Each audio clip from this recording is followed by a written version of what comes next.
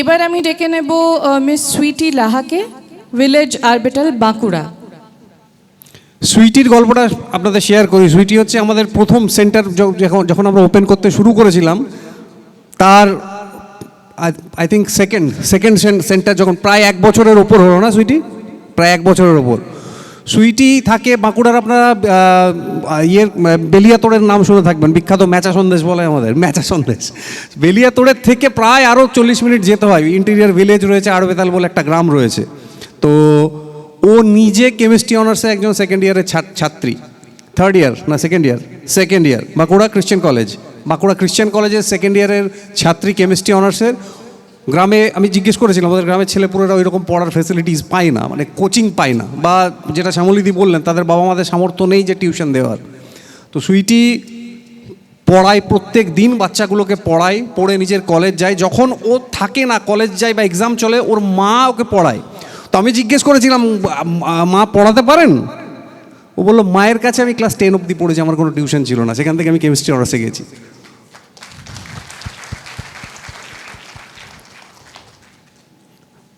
তো সুইটি আজকে ওর বাবার সাথে এসছে গ্রাম থেকে। না প্রণাম না, হয়েছে বাবা, ভালো করো, বড় হও। কিছু বলবে তুমি?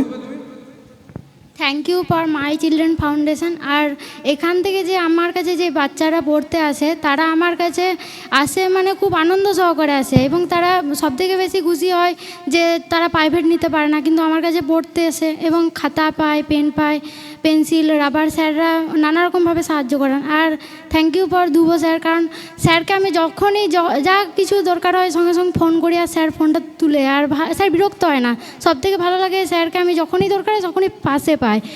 আর এভাবে বলে আমি শেষ করছি। সুইটি, তুমি এগিয়ে এসে আমাদের পাশে দাঁড়িয়েছো, আমরা তোমার পাশে থাকবো না, হতেই পারে না।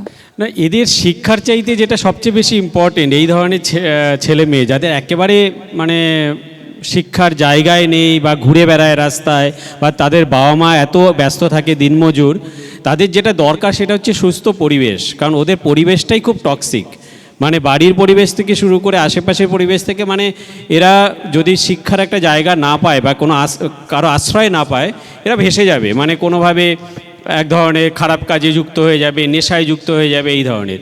এদের যেটা জরুরি হচ্ছে সেটা হচ্ছে সুস্থ সুন্দর পরিবেশ দেওয়া।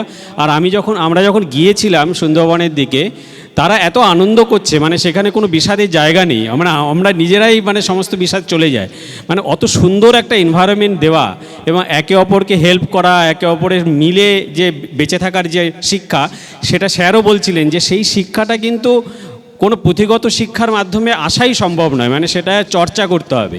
তো ওই যে 50টা বাচ্চা একসাথে থাকছে, খাচ্ছে বা আনন্দ করছে, itself is a big education, মানে সেটা বোধহয় কোনোভাবে শেখানো সম্ভব নয়। মানে এটাকে আমাদের, সেই জন্য আমরা ভাবছি আরও বেশি লার্নিং সেন্টার তৈরি করব, যাতে আরও প্রত্যন্ত গ্রামের দিকে আমরা পৌঁছাতে পারি। ধন্যবাদ। Thank you ধ্রুবদা।